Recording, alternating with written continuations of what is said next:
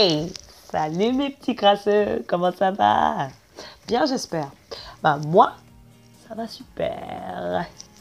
Alors, le sujet du jour, la musique.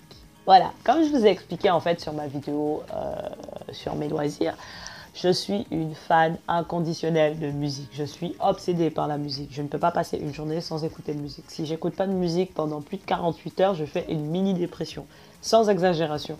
C'est ce qui m'est arrivé d'ailleurs quand j'ai perdu mon MP3. Ouais, je suis toujours MP3. Parce que oui, j'ai mon portable et j'avais mon MP3 Sony bien sûr. Et je l'ai perdu dans les transports. Et je peux vous le dire, les 4 jours pendant lesquels je n'avais pas mon MP3, j'ai fait une déprime. J'étais méconnaissable. Voilà, j'ai le nez bouché. Bref, j'étais méconnaissable. Donc comme je l'ai déjà dit, j'écoute de tout. J'écoute vraiment de tout comme musique. Ça va aller du hip-hop au R&B, à la dancehall, coupé décalé, musique classique, BO de film. Vraiment, j'écoute réellement de tout. Voilà, du rap russe, voilà, Timati, ah bref, du rap russe en passant par la K-pop, ou la J-pop, ou J-rock. Voilà, j'écoute réellement de tout. Il faut vraiment juste que la sonorité me plaise. Après, maintenant, je dois avouer que voilà, j'ai été pendant très longtemps une grosse fan de la musique US. Tout type confondu, hein. Je veux dire, j'ai écouté de la country, merci Shania Twain. J'ai écouté de la country en passant par du hip-hop, du R&B, Dr. Dre. Bref, voilà, du hip-hop, du R&B, voilà. Enfin, j'ai vraiment, voilà, j'écoutais pas mal de choses variées.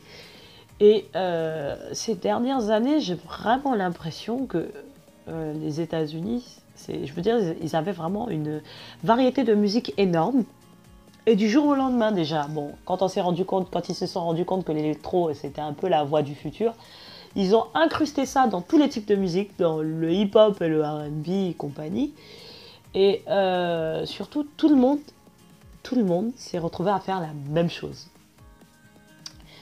Et ensuite, la nécessité de se mettre à poil toutes les 3 secondes, ça aussi, ça m'a un petit peu fatiguée. Et enfin, la vulgarité.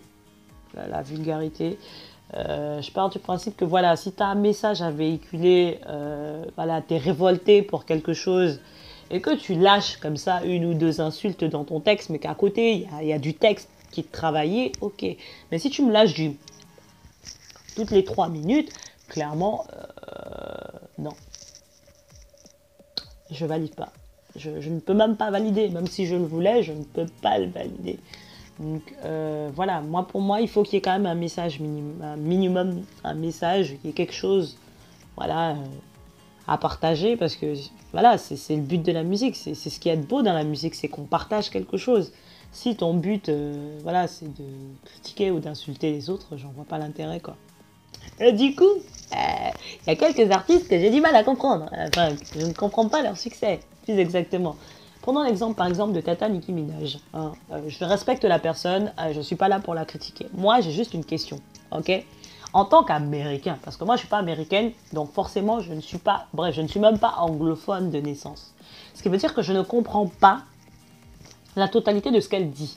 Il y a certaines choses où je serai obligée d'aller regarder soit dans un dictionnaire, soit d'aller regarder les traductions sur Internet. D'accord? Donc, dans la musique, pendant que je suis en train de danser, je ne vais pas forcément comprendre tout ce qu'elle va dire et tout, tu vois. Mais vous, mes petits Américains, qui comprenez l'anglais, qui comprenez tout ce qu'elle raconte là, qu'est-ce que vous aimez dedans? Je veux dire, c'est vulgaire, ce qu'elle raconte, clairement. C'est sale. Parce que ici en France, on a essayé, je ne sais plus comment elle s'appelait là, Lisa Monet là, qui a essayé de faire sa Nicki Minaj façon truc. Ça n'a pas forcément marché des masses, justement parce que tout le monde comprenait ce qu'elle disait. Et donc, ça heurtait la sensibilité de certains. Et donc, choquait d'autres. Donc, c'était plus difficile pour elle, par exemple, de passer à la radio. Mais, pareil, vous êtes aux États-Unis, vous êtes américain, vous parlez anglais. Donc, vous comprenez ce qu'elle raconte. Mais vous êtes quand même en mode, vous vous levez un matin pour aller acheter le CD de la cocotte. Il y a quelques chansons d'elle qui ne sont pas forcément vulgaires et qui ne sont pas forcément sales. Et moi, voilà, je respecte l'artiste, c'est son style, c'est son choix. Mais je cherche à comprendre les personnes qui achètent les CD. Après, je sais qu'il y a énormément de personnes qui se focalisent essentiellement sur le beat de la musique, mais c'est pas forcément mon cas. Donc du coup, voilà. Après, il y a un autre truc dont j'ai parlé tout à l'heure et que je voulais souligner aussi, c'est que la nécessité maintenant des filles de se balader à poil dans leurs clips. Faut m'expliquer à quoi ça sert en fait, parce que tu as des artistes qui ont une voix magnifique, qui ont un talent, qui ont déjà leur public qui les suit, donc elles n'ont même pas besoin de se dévoiler pour avoir des personnes qui les suivent, mais elles ressentent le besoin quand même, par la pression et je sais pas quoi, de se mettre à poil. Du style Beyoncé. Je veux dire, Beyoncé, c'est une star interplanétaire maintenant. Tu dis tu connais pas Beyoncé, c'est qu'il y a un problème. Tu vois, allez demander à Doctor Strange, il vous le dira. Bref. Donc non. Pour moi, il n'y a pas de nécessité, quoi. Je veux dire, c'est comme si demain, nous tous, on commençait à se balader en body, en maillot de bain, dans la rue, en mode c'est le nouveau style.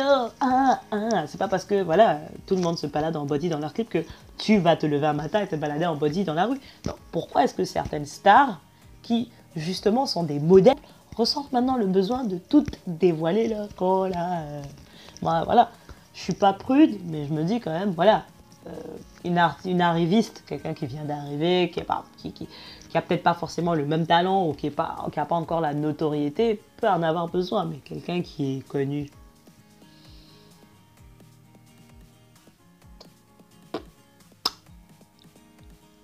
Bref, je sais qu'il y a la nécessité du buzz et les vues sur Internet, tout ça. Donc forcément, il faut choquer, il faut attirer, voilà, mais c'est dommage que dans le monde de la musique, ça devienne comme ça, parce que je trouvais que c'était quelque chose justement qui, voilà, naturellement attire les gens. Donc, voilà, si ce que tu fais est magnifique et que tu arrives à bien communiquer avec ta communauté, t'as pas besoin de faire ça. Après, si c'est ton style et c'est ton moyen d'expression, do it, do it, do it, do it. Do it, do it, do it, do it, do it, do it, do it. Do it, do it, do it. Donc, voilà, voilà.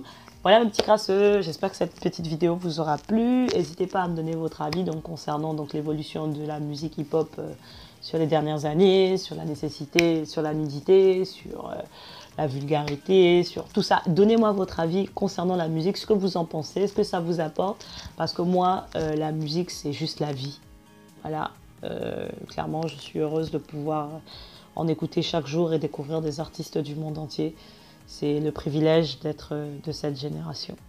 Allez, voilà. Je vous fais des bisous sur le front et que la grâce vous accompagne.